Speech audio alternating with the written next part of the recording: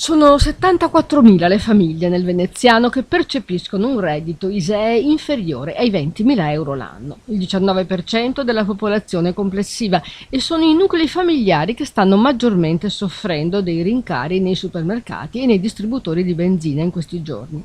I numeri sono di uno studio realizzato dall'Adico. Con uno studio dell'Adico rivolto a circa 74.000 famiglie residenti nel comune di Venezia, con ISEE inferiore ai 20.000 euro, è emerso come una famiglia su 5 fatica ad arrivare a fine mese e una su 3 è a rischio di povertà.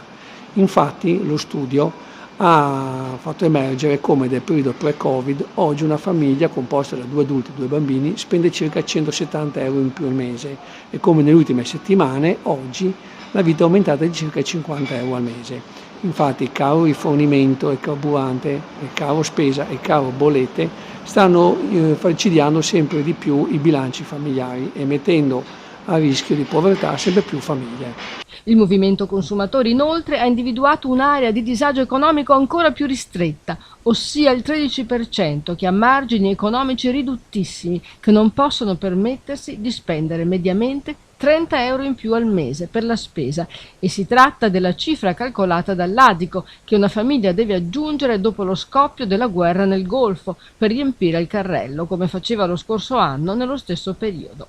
L'impatto varia naturalmente secondo le fasce sociali e il numero dei componenti della famiglia.